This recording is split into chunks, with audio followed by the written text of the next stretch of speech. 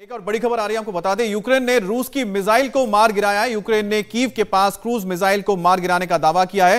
Ukraine ने रूस का एक हेलीकॉप्टर भी मार गिराया है। कीव और जिटोमिर में यूक्रेन की जवाबी कार्रवाई हुई है और जिटोमिर में रूसी काफिले पर यूक्रेन का यह बड़ा हमला बताया जा रहा है।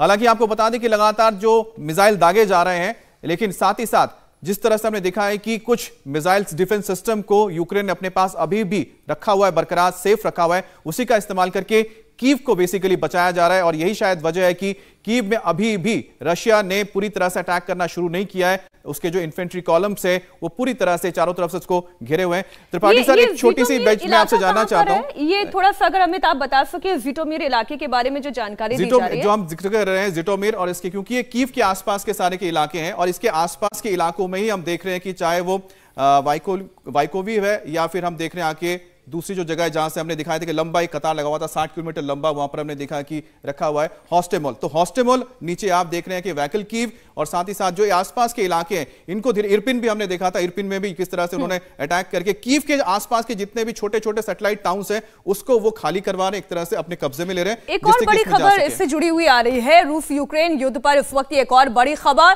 यूक्रेन ने रूस के 2 फाइटर जेट ढेर कर दिए हैं। अब ये Su-30, Su-35 फाइटर जेट को मार गिराने का दावा कीव की ओर से किया जा रहा है, यानी यूक्रेन की ओर से किया जा रहा है।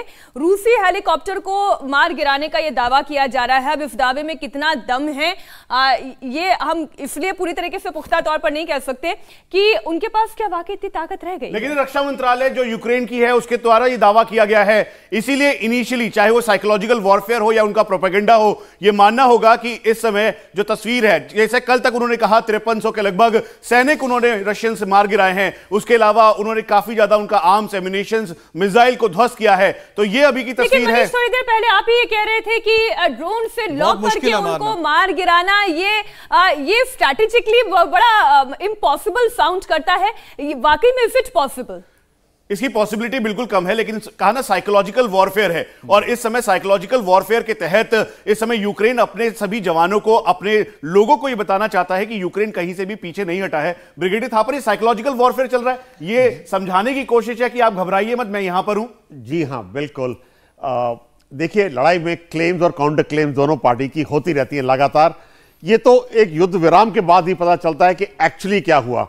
और आजकल के खास करके जमाने में जिसमें कि एक स्मार्टफोन जिसके पास है वो फोटो लेके डाल सकता है और उसको वायरल कर सकता है, इनको वेरीफाई करना बहुत मुश्किल है और तरह तरह की खबरें आती रहती हैं, कुछ जान के डाली जाती हैं। ये तो यूक्रेनियन डिफेंस मिनिस्ट्री की ओर से आ रही खबर है, तो जाहिर है इंफॉर्मेशन वॉरफेयर के तहत कुछ डाली जाती हैं कि अपने लोगों का हौसला बुलंद रखने के लिए दूसरे को ज्यादा मर गए और हमारे कम मरे, और इसलिए यूक्रेन बता रहा है कि सिर्फ 70 से ज्यादा उनके सैनिक मरे, जबकि इतनी लड़ाई हो रही है, इतनी बमबारी हो रही है। तो बड़ी खबर अगली यही है, यूक्रेन का कहना है कि उनके 70 सैनिक हमले में मारे गए रूस के हमले में, और साथ ही साथ यूक्रेन के जो सैनिक है उनका कहना है कि और खोर्तिका में ये मारे गए हैं। और खोर्तिका जो इलाका है आपको बता दें कहां पर है, ये बिल्कुल सुमी जो प्रांत है उसके पास पड़ता है और खार्किव से करीब 110-20 किलोमीटर की दूरी पर है। और खार्किव में जिस तरह से हमले हो रहे हैं, यही वजह कि जो बेलारूस के साथ और रूस के साथ जो सटा हुआ इलाका है सुमी, तो सुमी से होते हुए खार्किव तक पहुंचते हमने दिखाई थी, जो एक मिलिट्री इंस्टॉलेशन जो बमबारी हमने दिखाई थी, जिसका हम जिक्र कर रहे थे, यही वो जगह है जिसका जिक्र हम कर रहे थे कि यहां पर खार्किव जो जगह आप देख रहे हैं ये सुमी में पड़ता है और बिल्कुल खार्किव से हम कहेंगे तो नॉर्थ वेस्ट का इलाका है। और यहीं से जो रशियन कॉलम से धीरे धीरे खार्किव की ओर आ रहे हैं, यहां पर ये हमला हुआ है जिसमें आप देख रहे हैं इतना बड़ा डैमेज हुआ है। त्रिपाठी सर, आपका भी हम इस वर्जन लेना चाहते हैं क्योंकि डिप्लोमेटिकली एक चीज बातचीत चल रही है और दूसरी तरफ लगातार यहां आप देख रहे हैं हमले हो रहे हैं। इसमें जेलेंस्की भी यही कह रहे हैं कि ये आप प्रेशर डालने के लिए बातचीत भी कर रहे हो और साथ में हमले भी कर रहे हो, ये कैसे हो सकता है? जी बिल्कुल, रूस का यही इरादा है कि बातचीत के नाम से थोड़ा समय गंवाया जाए, थोड़ा सा समय अपने लिए रखा जाए ताकि बातचीत होती रहे, लेकिन उसके साथ ही साथ उस वक्त हम सीज फायर नहीं करेंगे। आपको याद होगा जेलेंस्की ने कहा था पहले सीज फायर हो तो बात होगी, रूस को वो मंजूर नहीं होता, क्योंकि जब तक ये दुनिया को दिखाया जा रहा है कि हाँ भाई बातचीत के लिए हम तैयार हैं, 3 घंटे कल बात हुई, फिर शायद दूसरे तीसरे चौथे राउंड की भी ज़रूरत पड़ेगी आगे, तो उस दौरान अपनी मिलिट्री ऑफेंसिव को कम न करते हुए या न रोकते हुए उसको और ज्यादा तेज करना है। अच्छा, इसी का एक और पहलू जिस पर आप थोड़ा सा रोशनी डालें कि जमीन पर जिसकी ताकत ज्यादा, नेगोशिएशन टेबल पर भी उसकी ताकत ज्यादा।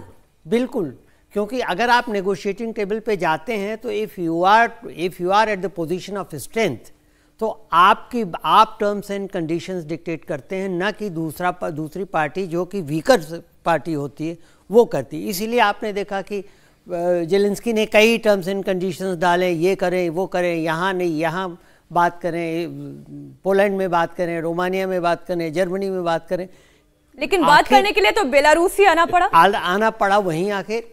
और उसके बाद भी देखिए उन्होंने तमाम ये कहा कि सारी दुनिया रूस पे सैंक्शन लगा दे और रूस का एयर स्पेस बंद कर दीजिए और रूस से सारे पॉलिटिकल कनेक्शंस तोड़ लीजिए, सारा कुछ वो कह रहे हैं। लेकिन सवाल ये है कि क्या सारी दुनिया सिर्फ जेलेंस्की की बात मानेंगी?